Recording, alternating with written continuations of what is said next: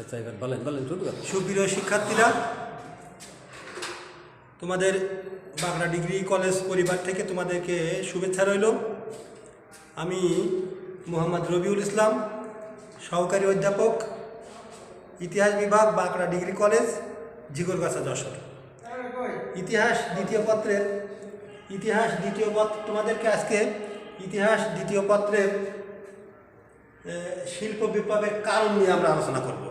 গতদিন আমরা আলোচনা করেছিলাম শিল্প বিপ্লব কী, শিল্প বিপ্লব কোথায় হয়েছে, সেই বিষয়ে একটু স্মরণ করিয়ে দেওয়ার জন্য কয়েকটা কথা বলেই আমি শিল্প বিপ্লবের কারণ সম্পর্কে কথা বলব। শিল্প বিপ্লব এমন একটা বিপ্লব, যে বিপ্লবের মাধ্যমে পৃথিবীতে অর্থনৈতিক অগ্রগতি ত্বরান্বিত হয়েছে। আর এই বিপ্লব প্রথমে সংগঠিত হয়েছিল ইংল্যান্ডে অষ্টাদশ শতাব্দীতে। আমরা মনে রাখব, শিল্প বিপ্লব শব্দটি যখনই আমরা শুনব তখন ইংল্যান্ড এবং অষ্টাদশ শতাব্দী এই দুটি কথা মনে রাখার চেষ্টা করতে হবে। বিপ্লব কি? বিপ্লব শব্দের অর্থ হচ্ছে আমূল পরিবর্তন। তো এই আমূল পরিবর্তনটা কিসের উপরে হবে? যে বিষয়ের উপরে এই পরিবর্তনটা হবে সেই বিষয়ের বিপ্লবই হচ্ছে মূলত আমাদের আলোচনার বিষয়। তো এই বিষয়টা প্রথম ইংল্যান্ডে শিল্পের উপরে হয়েছিল অষ্টাদশ শতাব্দীতে, এই জন্য এটাকে শিল্প বিপ্লব বলা হয়েছে। শিল্প বিপ্লব ইংল্যান্ডে অষ্টাদশ শতাব্দীতে শুরু হয়েছিল এবং এই বিপ্লবটা ইংল্যান্ডের ভিতরে সীমাবদ্ধ ছিল। ইংল্যান্ডে শুরু হলেও মূলত পরবর্তী সময়ে এসে এই বিপ্লব ইউরোপের আরও অন্যান্য দেশে ছড়িয়ে পড়ে, সাথে সাথে সমস্ত পৃথিবীব্যাপী এর প্রভাব পরিলক্ষিত হয় এবং অর্থনৈতিক অগ্রগতি, বিশেষ করে সমস্ত পৃথিবীব্যাপী অর্থনৈতিক অগ্রগতি সাধিত হতে থাকে।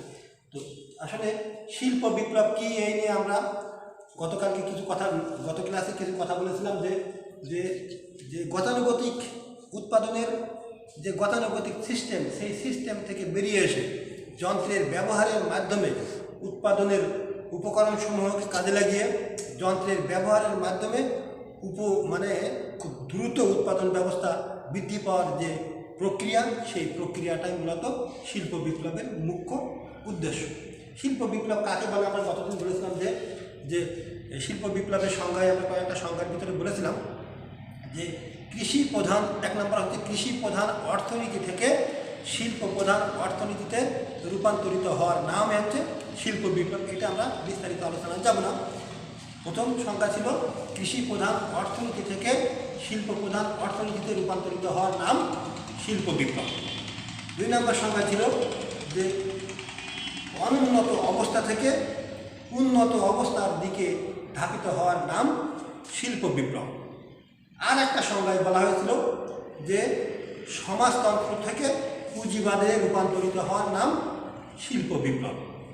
এই যে তিনটা সংজ্ঞার ভিতরে আমরা যে কথাগুলো বললাম, এগুলো একটু স্মরণ রাখার চেষ্টা করবে এবং বই থেকে ভালো করে পড়ে এই বিষয়গুলো সম্পর্কে আর একটু জানার চেষ্টা করতে হবে। আমরা শিল্প বিপ্লবের কারণ নিয়ে আমরা আলোচনা করব। শিল্প বিপ্লবের কারণ, শিল্প বিপ্লব কী কী কারণে ইংল্যান্ডে শিল্প বিপ্লব হয়েছিল, সেই কারণের ভিতরে প্রথম যে কারণটা আসছে সেটা হচ্ছে রাজনৈতিক স্থিতিশীলতা। প্রথম যে কারণটা এসছে সেটা হচ্ছে রাজনৈতিক স্থিতিশীলতা। রাজনৈতিক স্থিতিশীলতা বলতে আমরা কি বুঝি? এটা হচ্ছে যে একটা দেশের উন্নয়নের পূর্ব শর্ত হচ্ছে রাজনৈতিক স্থিতিশীলতা। যে কোনো দেশের যদি রাজনৈতিক গোলমাল, রাজনৈতিক হানাহানি, হিংসা, বিদ্বেষ, মারামারি, বিশৃঙ্খলা একটা ভয়ঙ্কর আকার ধারণ করে, তাহলে সেই দেশে বিশেষ করে বিনিয়োগকারীরা যারা ব্যবসায়ী, সেই বিনিয়োগকারীরা তারা সেখানে বিনিয়োগ করবে না। আর বিনিয়োগ যখনই করবে না, তখন সেই দেশের অর্থনৈতিক চাকা কী হয়ে যাবে? অর্থনৈতিক চাকা থমকে যাবে, অর্থনৈতিক উন্নতি ব্যাহত হবে, উৎপাদন ব্যাহত হবে। কারণ এই জন্য বলা হয়েছে যে একটা দেশের উন্নয়নের পূর্ব শর্ত হচ্ছে রাজনৈতিক স্থিতিশীলতা। যে দেশে রাজনৈতিক স্থিতিশীলতা আছে সেই দেশ খুব তত্তর করে উন্নতির দিকে ধাবিত হবে। যে দেশে রাজনৈতিক অস্থিতিশীলতা, অর্থাৎ রাজনৈতিক গোলমাল, ঝামেলা, হানাহানি, খুনোখুনি, এই সমস্ত অর্থনৈতিক অচলাবস্থার দিকে ধাবিত হবে, সেই দেশ তত অর্থনৈতিকভাবে স্থবির হয়ে পড়বে। এই জন্য উন্নয়নের পূর্ব শর্ত হচ্ছে রাজনৈতিক স্থিতিশীলতা। রাজনৈতিক স্থিতিশীলতা হচ্ছে শিল্প বিপ্লবের অন্যতম প্রধান কারণ। 2 নম্বর কারণ হচ্ছে সমুদ্র শক্তি হিসাবে ইংল্যান্ডের উত্থান। আমরা জানি শিল্প বিপ্লবের যুগে ইংল্যান্ডে যে সমুদ্র শক্তির উত্থান হয়েছিল, সেই সমুদ্র শক্তি হিসাবে ইংল্যান্ডের একক আধিপত্য ছিল। আর সামরিক শক্তিতে বলীয়ান ছিল হচ্ছে ফ্রান্স। আমরা জানি ফ্রান্স ছিল সামরিক শক্তিতে বলীয়ান এবং সমুদ্র শক্তিতে বলীয়ান ছিল এই ইংল্যান্ড। সমুদ্র শক্তিতে বলীয়ান ইংল্যান্ড পৃথিবীর বিভিন্ন দেশ থেকে এই যে শিল্প বিপ্লবের যে কাঁচামাল, শিল্পের যে কাঁচামাল, সেইগুলো সংগ্রহ করার জন্য সমুদ্র শক্তি হিসাবে উত্থান ঘটেছিল এবং বিভিন্ন দেশের সাথে তারা যোগাযোগ করা তাদের জন্য সহজ হয়েছিল। যেহেতু সহজ হয়েছিল, এই জন্য শিল্প বিপ্লবের যে ফলে যে উৎপাদনের উপকরণসমূহকে কাজে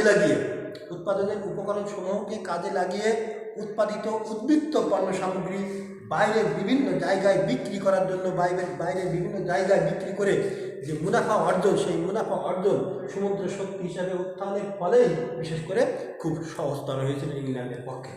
তারপরে আসছে জনসংখ্যা বৃদ্ধি। যে সময়কার কথা আমরা বলছি 18 শতাব্দীর শেষের দিকে, সেই সময় ইংল্যান্ডের জনসংখ্যা এমনভাবে বৃদ্ধি পেতে থাকে যে ইংল্যান্ডের সরকার মহল তখন উদ্বিগ্ন হতে থাকে।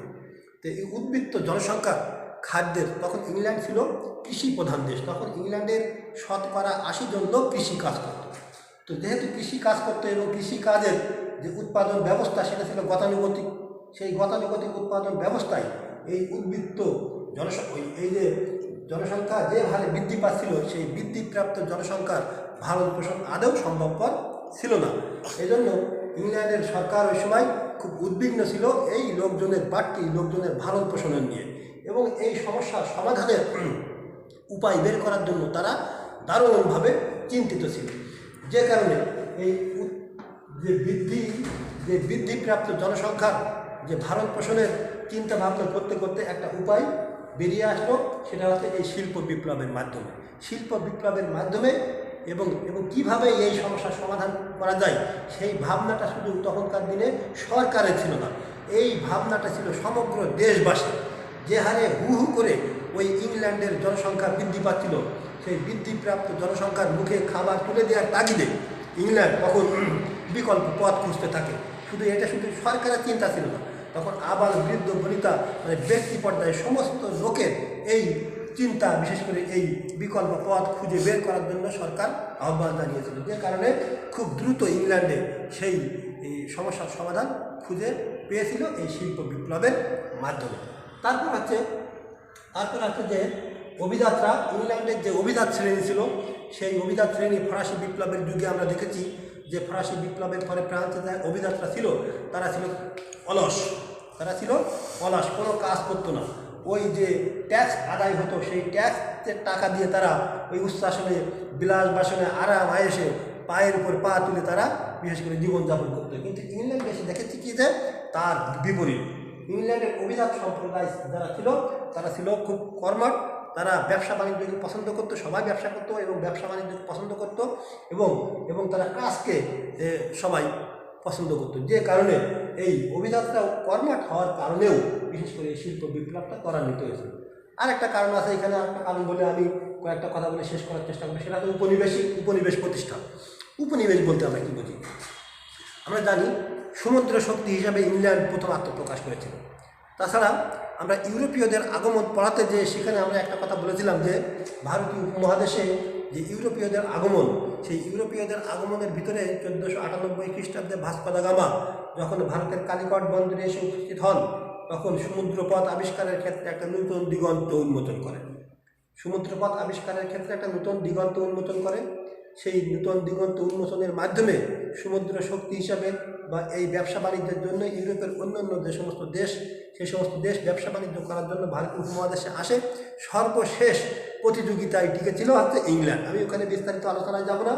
সর্বশেষ প্রতিযোগিতায় টিকেছিল ইংল্যান্ড।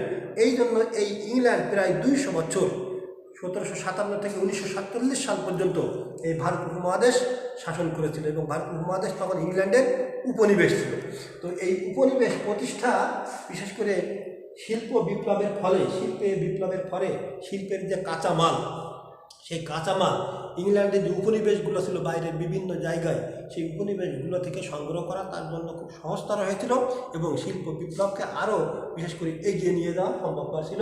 এবং এই উপনিবেশ যে প্রতিষ্ঠা করেছিল ইংল্যান্ড বাইরের বিভিন্ন জায়গায়, সেই উপনিবেশ প্রতিষ্ঠার ফলে শিল্প বিপ্লবের ফলে শিল্পের যে কাঁচামাল সেই উপনিবেশগুলো থেকে সংরক্ষণ করা সম্ভবপর হয়েছিল, যে কারণে এই ইংল্যান্ডে শিল্প বিপ্লব আস্তে আস্তে আরও ত্বরান্বিত হয় এবং উন্নতির দিকে ধাবিত হয়। আমরা সুপ্রিয় শিক্ষার্থী বন্ধুরা, আমরা শিল্প বিপ্লবের কয়েকটা কারণ শুধু আলোচনা করলাম। আর এখানে এই চ্যাপ্টার যখন তোমরা খুলবে তখন এখানে কয়েকটা শব্দ তোমরা তোমাদের চোখে পড়বে বইয়ে। সেই শব্দগুলো সম্পর্কে, নতুন শব্দ, সেই শব্দগুলো সম্পর্কে আমি কিছু ধারণা দেওয়ার চেষ্টা করব। সেই শব্দগুলো আছে, নাম্বার 1 আছে ক্রুসেড। ওখানে একটা শব্দ আছে, ওই ইংল্যান্ডের শিল্প বিপ্লব যখন বিস্তারিত আলোচনা পড়বা তোমরা, তখন দেখবা ওখানে একটা শব্দ আছে ক্রুসেড। ক্রুসেড কি? তোমাদের মনে প্রশ্ন জাগতে পারে যে এই ক্রুসেডটা কি। সেজন্য আমি এটা ক্লিয়ার করার জন্য এই বিষয়ে একটু কথা বলছি। ক্রুসেড হচ্ছে ধর্মযুদ্ধ। এই ধর্মযুদ্ধটা মানে যুদ্ধ, যখন ধর্মযুদ্ধ মানে ধর্মকে কেন্দ্র করেই কিন্তু এই যুদ্ধ হয়েছিল। সেটা কি ধর্ম? এটা হচ্ছে যে মুসলমানদের বিরুদ্ধে খ্রিস্টানদের পরিচালিত যুদ্ধই হচ্ছে ক্রুসেড। এটা হচ্ছে 1095 থেকে 1270 সাল ব্যাপী, 1095 থেকে 1270 সাল ব্যাপী এই ক্রুসেড সংগঠিত হয়েছিল। আমরা জানি যে খ্রিস্টান ধর্মের যিনি প্রতিষ্ঠাতা উনি হচ্ছেন যীশু খ্রিস্ট বা ঈসা নবী। তো যীশু খ্রিস্টের পবিত্র জন্মভূমি হতে তখন ছিল জেরুজালেমের প্যালেস্টাইনের বাইতুল্লাহাম। হাদিস কোরআনে এটা আছে বাইতুল্লাহাম, আর আমরা সাধারণ বইয়ে আছে বেতেলহেম নামক গ্রাম। তো এই জায়গাটা তখন মুসলমানদের দখলে ছিল। তখন ছিল 1095 খ্রিস্টাব্দের দিকে, তখন মুসলমানদের দখলে ছিল। তো যীশু খ্রিস্টের পবিত্র জন্মভূমিকে শত্রুমুক্ত করার জন্য খ্রিস্টান সম্প্রদায়ের পরিচালিত যে যুদ্ধ, সেই যুদ্ধই ইতিহাসে ক্রুসেড নামে পরিচিত। তাহলে ক্রুসেড গেল। আর একটা আছে প্রোটেস্ট্যান্ট আসলে কি? এই শব্দটা ওই শিল্প বিপ্লব করতে গেলে তোমাদের নজরে আসতে পারে, তখন এই সম্পর্কে তোমাদের প্রশ্ন জাগতে পারে। প্রোটেস্ট্যান্ট আসলে কি? প্রোটেস্ট্যান্ট হচ্ছে খ্রিস্টান ধর্মের ভিতরে 2টা ক্লাসিফিকেশন ছিল। প্রোটেস্ট্যান্ট শব্দটি হচ্ছে, প্রথম হচ্ছে এর শব্দিক বিশ্লেষণ হচ্ছে প্রোটেস্ট শব্দের অর্থ হচ্ছে প্রতিবাদ করা, আর স্ট্যান্ড হচ্ছে দাঁড়িয়ে থাকা। তাহলে প্রতিবাদ করে যদি আমি দাঁড়িয়ে থাকতে না পারি তাহলে সেটা প্রোটেস্ট্যান্ট হবে না। তা প্রতিবাদ করে যারা দাঁড়িয়েছিল তারাই প্রোটেস্ট্যান্ট। সেটা কেমন? সেটা হচ্ছে যে খ্রিস্টান ধর্মের ভিতরে 2টা ক্লাসিফিকেশান ছিল, 2টা গ্রুপ ছিল। একটা আছে ক্যাথলিক, একটা আছে প্রোটেস্ট্যান্ট। প্রোটেস্ট্যান্টরা ছিল সংস্কারবাদী। সংস্কারমুক্ত খ্রিস্টান ধর্ম প্রতিষ্ঠা করার জন্য যারা আন্দোলন করেছে তারাই হচ্ছে এই প্রোটেস্ট্যান্ট। ক্যাথলিক এবং প্রোটেস্ট্যান্টদের ভিতরে অনেক যুদ্ধ বিগ্রহ হয়েছে ধর্মীয় সংস্কারকে কেন্দ্র করে। এটা গেল প্রোটেস্ট্যান্ট। এই প্রোটেস্ট্যান্ট ধর্মমতের প্রবর্তক ছিল হচ্ছে মার্টিন লুথার ছিলেন জার্মানির উইটেনবার্গ বিশ্ববিদ্যালয়ের একজন ধর্মতত্ত্বের লেকচারার। আর যিনি ধর্মতত্ত্বের লেকচারার হন তার বিশেষ করে ধর্ম সম্পর্কে যত প্রকার ধর্ম আছে সেই ধর্মের নিগুড় তত্ত্ব সম্পর্কে তার একটা ভাস্ট নলেজ থাকে, যে কারণে উনি ওই ধর্ম সম্পর্কে যে পোপ এখানে আরও একটা শব্দ রয়েছে, এই শব্দটা আগে বলা দরকার ছিল, সেটা হচ্ছে পোপ হচ্ছে খ্রিস্টান ধর্মের যিনি ধর্মীয় গুরু, তাকে বলা হয় পোপ শব্দের হচ্ছে গ্রিক শব্দ, এই শব্দের অর্থ হচ্ছে পিতা। তাহলে খ্রিস্টান ধর্মের ধর্মীয় গুরুকে বলা হয় পোপ। এই কয়েকটা শব্দ নিয়ে আমরা একটু কথা বললাম। এটা শিল্প বিপ্লব যখন তোমরা পড়বে, শিল্প বিপ্লবের ভিতরে এই শব্দগুলো রয়েছে। এই শব্দগুলো সম্পর্কে তোমাদের ভালো করে বোঝা এবং জানার জন্য এই শব্দগুলো আমি ক্লিয়ার করলাম। সুপ্রিয় শিক্ষার্থী বন্ধুরা, আমি আজকে আর বেশি দূর যাব না আলোচনায়। তো আজকের আলোচনা এখানে শেষ করে তোমাদের সুস্বাস্থ্য কামনা করে ইতি টানছি। খোদা হাফেজ।